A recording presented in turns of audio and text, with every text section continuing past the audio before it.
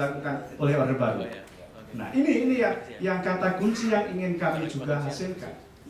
Kita menghadapi persoalan yang sangat serius, Bapak sekalian.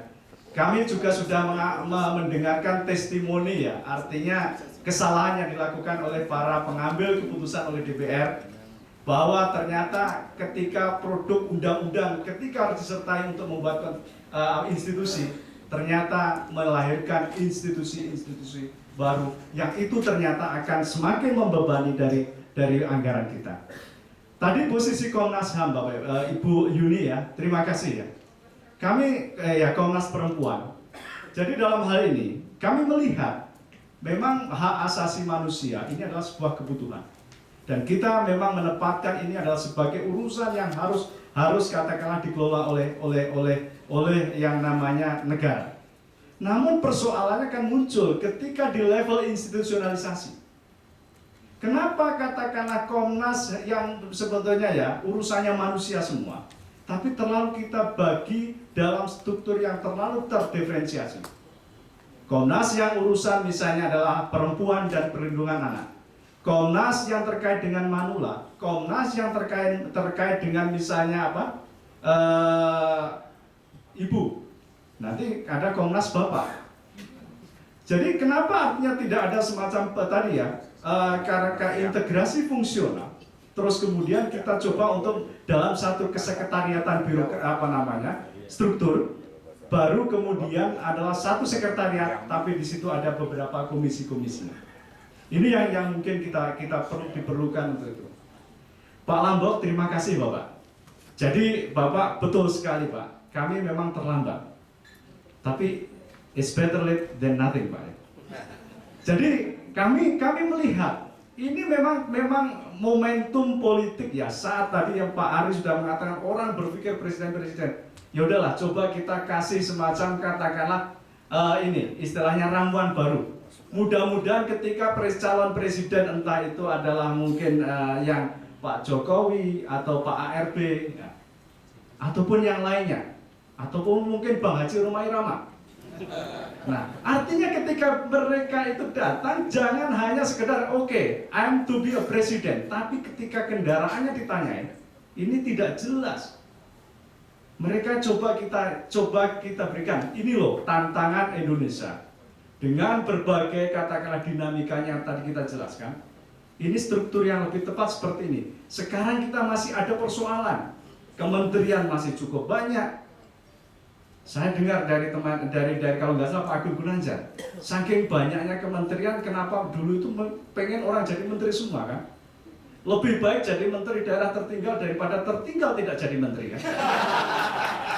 Ini yang juga orang istilahnya, ya orang akhirnya memang melihat. Nah ini memang ada persoalan yang sangat serius dari partai politik kita sendiri. Jadi mohon maaf Pak, kita memang idealnya seperti itu, tapi mudah-mudahan ya istilahnya kita di tahun 2014 itu sudah bisa mendekati ideal. Karena kalau kita tadi ini pertimbangan dari Pak Kepala ya Pak Agus, kalau misalnya kita arsitektur kabinet ideal, kalau orang Indonesia ideal ya udah ngimpi itu, makanya kita bilang 2014 lah itu. Ini mungkin dari sisi pemasaran agak lebih bagus Pak. Nah, ini Pak, terus kemudian saya rasa Ibu Niken, ya setuju sekali Bu. Kenapa kami kebetulan Pak ya satu chemistry ya dengan Pak Mas Hasto tadi. Maritim. Kami ada kajian terkait misalnya adalah kemaritiman. Itu diurusi oleh 16 institusi. Ada Bakor Kamla, ada yang namanya Kementerian Kelautan Perikanan, ada yang namanya misalnya adalah Keuangan, Kehutanan, dan lain sebagainya. Kenapa kita tidak berpikir seperti apa yang telah dilakukan oleh Inggris, dilakukan oleh Jepang, dengan satu moto adalah single institution with multi mission. Makanya di sini adalah kita usulkan kemaritiman sehingga fungsi-fungsi yang ada di Direktorat Jenderal Perhubungan Laut itu adalah bisa diintegrasikan di kemaritiman. Kemaritim jangan ngurusi masalah perikanan, karena sekarang itu adalah itu masih overlapping, membedakan antara ikan, kalau misalnya ikan darat itu diurusi pertanian, ikan laut diurusi oleh kelautan. Podo iwae diurusi beda-beda. Nah, ini yang istilahnya yang juga jadi pemikiran. Kenapa tidak maritim? Urusan yang terkait dengan perikanan kita kaitkan dengan pertanian dan ketahanan pangan. Tadi sudah setuju sekali, ketahanan pangan, kedaulatan pangan. Belum lagi istilah yang pendidikan, Pak. Pendidikan amanat konstitusi sudah jelas.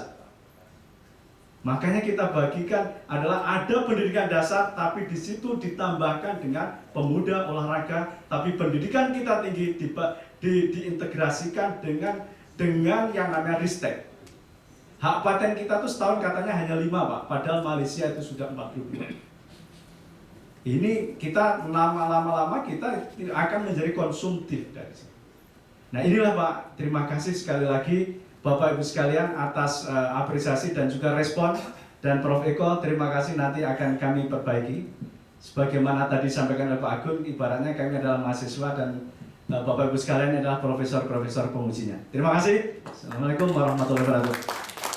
Ya, kita lanjut dulu ke Mas Sasto ya, dari urut tempat duduk aja Pak Agun ya. Nanti setelah itu Pak Agun. Silahkan Pak Sasto. Ya, baik, terima kasih. Ini jadi kita harus terima kasih sama Allah ini, karena perdebatan di luar ini kan mendadak semua jadi presiden, dan presidennya adalah presiden elektabilitas, presiden simulasi. Tiba-tiba lah membawa suatu mainstream yang baru. Bagaimana kita juga berbicara tentang suatu desain, meskipun itu desain adalah tentang arsitek kabinet ke depan, tapi paling tidak di situ kita berbicara persoalan bangsa, persoalan negara, persoalan bagaimana membumikan Pancasila sebagai rohnya tadi yang disampaikan. Tepuk tangan dulu buat Ran, luar biasa.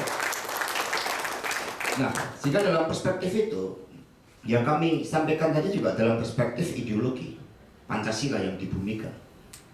Jokowi ketika persoalan Lurah Lenteng Agung mengatakan tidak. Ketika itu ada protes. Karena apa? Ini kebangsaan yang dibumikan. Prinsip di mana Indonesia dibangun untuk semua. Ketika Waduk Pluit dibangun dengan cara gotong royong, ada corporate yang terlibat, mereka membantu corporate social responsibility, maka itulah prinsip gotong royong, aspek kemanusiaan yang berbicara. Sehingga dalam perspektif ini memang ideologi ini harus menjadi guided star-nya, harus menjadi bintang pengarahnya, dan juga menjadi suatu bingkai dalam sebuah policy, termasuk HAM tadi.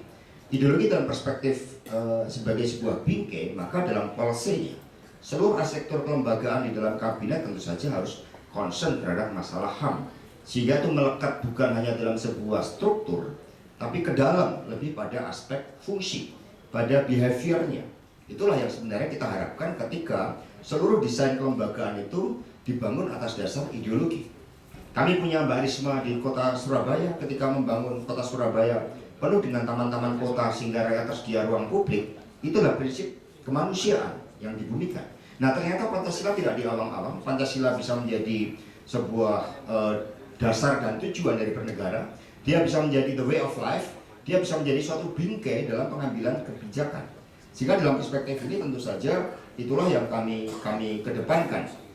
Nah, kemudian berkaitan dengan apakah dari Pak Lombok tadi, nanti yang jawab adalah Pak Agun, tetapi apakah kita harus merubah suatu undang-undang tentang Kementerian Negara, Undang-Undang Nomor 39 tahun 2008? Menurut kami dari kajian yang kami lakukan tidak, karena di situ memberikan suatu ruang sebagai payung hukum bagi presiden, termasuk untuk mengatur sebuah komposisi selama itu menjalankan perintah dari Undang-Undang Dasar 1945. Memang ada skala prioritas terkait dengan bagaimana konsepsi atau platform dari partai politik yang memenangkan pemilu nanti terkait dengan aspek-aspek demokrasi, politik demokrasi, dan politik ekonomi. Bagi kami contohnya maritim, mengapa ada kesesuaian dengan LAM tadi? Karena jelas Bung Karno mengatakan Indonesia ini bagaikan sebuah laut yang ditebari pulau-pulau. Itu satu-satunya di dunia ini yang menyebut kita tanah air, kombinasi tanah dan air, hanya Indonesia. Nggak ada namanya negara lain menyebut ininya tanah air, hanya kita. Sehingga orientasi ke sana menjadi sangat penting. Nah, sehingga dalam konteks itu maka perubahan paradigma di dalam pengelolaan ekonomi nasional untuk punya visi kemaritiman itu menjadi suatu hal yang sangat penting.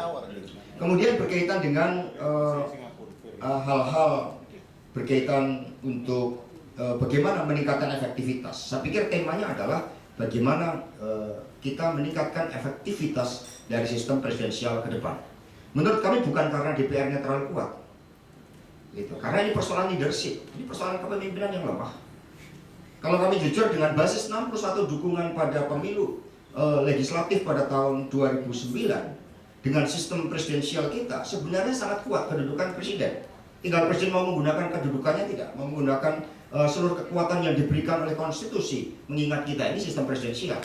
Ketika kemudian kabinetnya misalnya itu juga dijadikan sekali lagi sebagai suatu ajang untuk proses negosiasi, proses tawar-menawar di dalam membangun suatu stabilitas pemerintahan dalam pengertian bukan karena leadershipnya, tetapi karena politik akomodasinya, ya selama ini sistem presidensial pasti akan lemah di situ. Sehingga sistem presidensial inilah yang menjadi suatu komitmen politik kita.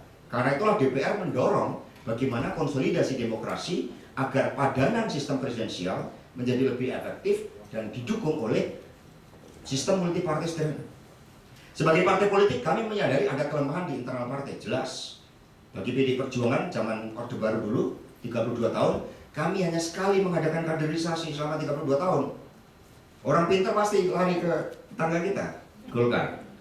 Di situ meskipun Golkar yang membentuk juga Bung Karno di situ. Gitu. Itu lari ke sana. Sehingga yang kami punya adalah tradisi perlawanan. Untuk melawan PDI jago saat itu, melawan Koramil. Tapi untuk membangun ketika kami berkuasa tahun 99, nggak pernah dilatih di situ. Sehingga dalam perspektif ini, dari kelemahan-kelemahan yang kami akui masih ada di partai politik, tapi paling tidak desain rekrutmen kami paling tidak bisa lebih baik. Ya, misalnya kami melibatkan himpunan ahli psikologi. Persoalannya ketika kami sedang menata untuk proses rekrutmen yang lebih baik, kami membuat sekolah partai, sekolah calon bupati. Jadi di sini kalau ada yang pensiun mau menjadi bupati, silakan sekolah di PD Perjuangan. Kami bekerja sama dengan UGM untuk sekolah calon-calon kepala daerah di situ. Tanggal 19 nanti akan ditandatangani.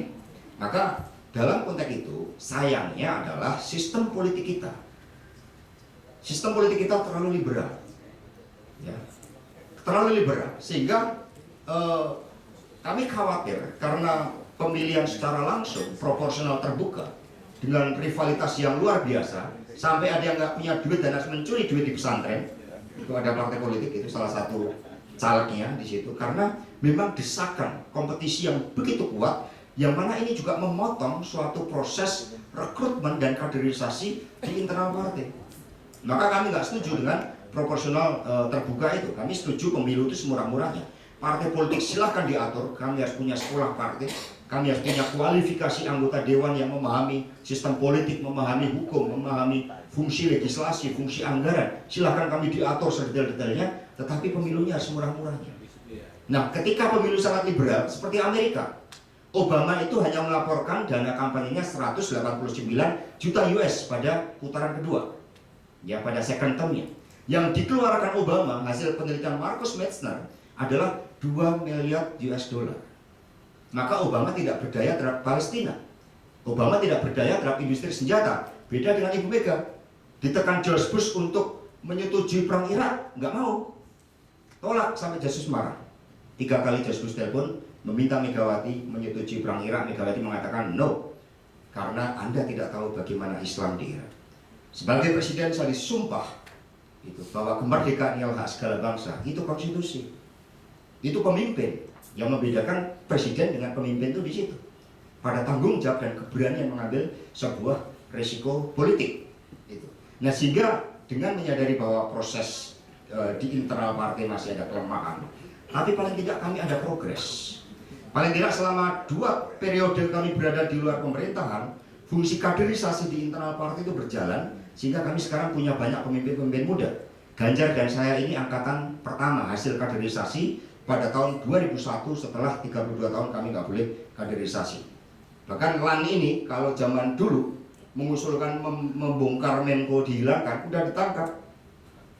Pasti saat itu Menko diusulkan dihapus. Itu kata senior kita lagi. Seperti itu. Nah, kemudian yang lain adalah bagaimana dengan korupsi? Persoalan korupsi, ya korupsi. Tidak ada kaitannya sebenarnya dengan apakah itu secara langsung atau tidak. bahwa pemilu langsung yang mahal itu kemudian mendorong orang untuk ya di dalam kelemahan sistem, kemudian menggunakan jabatan politiknya untuk kemudian mendapatkan sumber-sumber ekonomi dengan manfaatkan kekuasaannya, itulah persoalan penegakan hukum di situ. Itu sehingga ini juga menjadi potret buram dari partai politik, tetapi kami melihat ini, kami merespon, kami bekerja sama dengan ICW untuk membuat sebuah iuran keanggotaan agar lebih intens. Karena kami iri juga dengan yang namanya ada salah satu NGO itu Greenpeace. Greenpeace itu per tahun di Indonesia dia bisa mendapatkan 17 miliar rupiah. Dan kemudian belanja di Indonesia hanya 9 miliar rupiah. Ada 8 miliar yang kembali ke Belanda sana. Partai politik dan kekuasaannya, masa kami tidak bisa berdikari dan kemudian mengelola sumber-sumber daya keuangan yang lebih transparan, yang lebih sehat? Maka kami bekerja sama dengan ICW. Ini kami akan launching juga kemarin dengan Mas Danang, kami diskusi banyak untuk merespon bahwa partai politik juga tidak menutup mata dan telinga terhadap berbagai macam kekurangan yang terjadi di internal partai. Ini saja kira-kira yang kami anggap penting. Kurang lebihnya mohon maaf dan terima kasih. Terima kasih Mas Hasto. Kita lanjut ke Pak Agung. Silakan Pak Agung. Ya, saya ingin memulai dengan satu hal. Kalau dikatakan diskusi kita ini tidak masuk kepada ruhnya, justru saya mengatakan ya yang kita diskusikan ini ruhnya, yang mana lagi yang bukan ruh. Terus saya lebih tertarik lagi dengan satu hal yang harus disepakati dalam melakukan arsitektur kabinet ini. Jangan lalu kita berpikir bahwa semua urusan dianggap sudah selesai ketika terbentuk kementerian itu. Ini yang keliru. Ngotot UKM, ngotot kelautan, ngotot Menteri Pemuda, ngotot perempuan. Wah, clear. Lingkungan strategis kita udah berubah. Paradigma kita udah bergeser. Nasionalisme baru harus dibangkitkan. Pancasila harus ada revitalisasi, reaktualisasi dalam fenomena global. Tidak perlu lagi kita ngurus semua diurus oleh negara, terlalu besar biayanya. Lihat shutdown-nya Obama, lihat Italia, Yunani, lihat krisis di Eropa, lihat krisis di Amerika. Itu kapitalisme. Jadi berpikir tuh maju dong gitu. Jadi kalau masih ada pertanyaan-pertanyaan yang nggak maju-maju, ya gimana mau maju? Masih sering menyalahkan aja di antara kita. Bukan berarti saya bicara gini, nah kok tidak? Untuk reform, untuk maju. Saya lebih setuju dengan apa yang disampaikan oleh Bu Niken. Pejuang perempuan, itulah pejuang perempuan. Kukuh, saya mengenal beliau.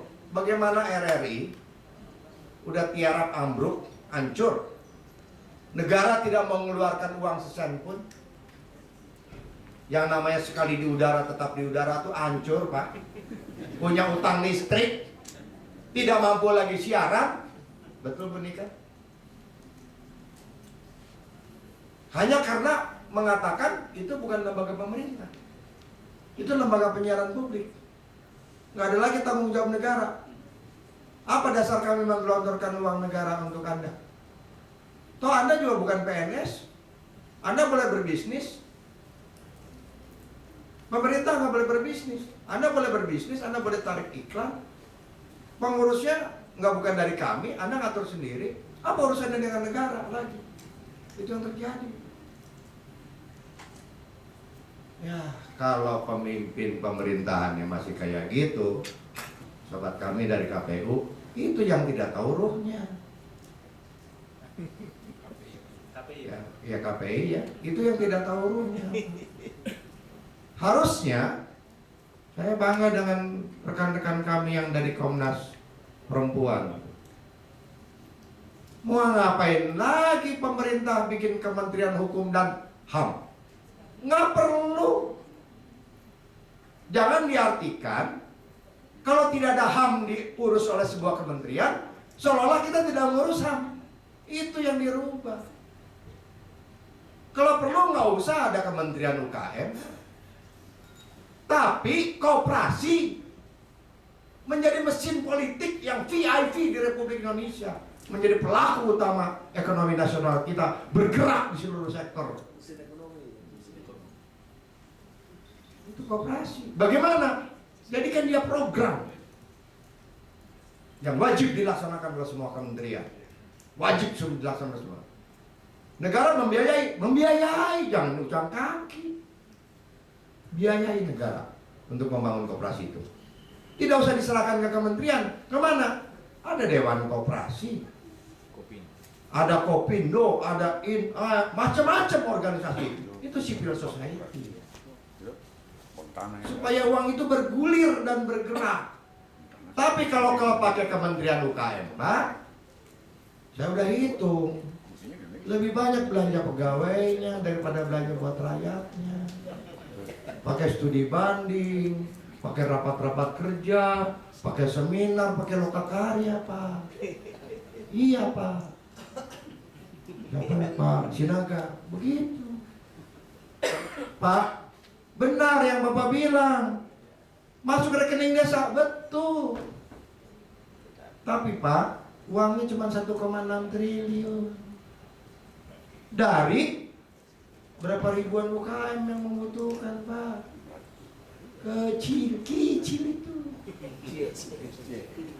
Dari belanja negara 637 triliun. Bapak cuma 1,6 triliun koperasi itu. Kan Kementerian UKM ya, anggarannya cuma 1,6 triliun. Dipotong belanja pegawainya 800 triliun. 800 juta miliar. Jadi yang buat UKM itu 800, dikasih modalnya berapa? Ada yang 20 juta, 30 juta, ada 5 juta. Dapat apa? Jadi saya ingin bicara soal ruh. Ini ruh, Pak. Jadi kembali ke ruhnya. Jangan lalu sebuah urusan itu dianggap selesai dengan membentuk kementerian.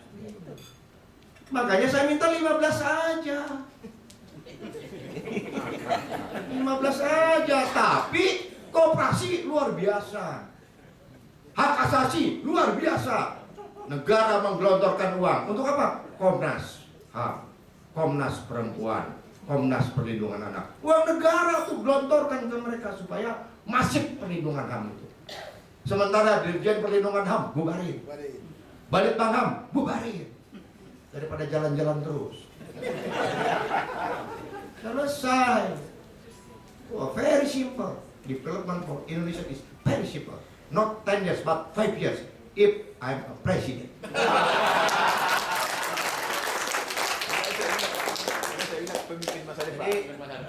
Yang berikut, Monika. Kembalikan ke sistem presidensial. Orang selalu mengutuk keras amandemen Undang-Undang Dasar. Ini sistem parlementer. Kata siapa?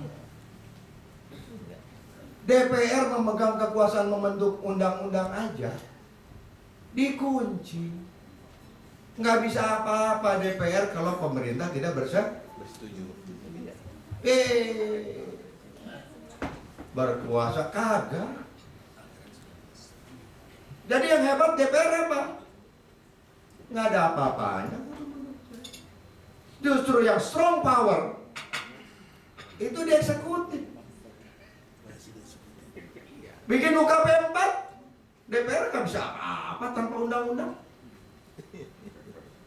ngangkat tim ahli segala macam, suka-suka. Ada mana tuh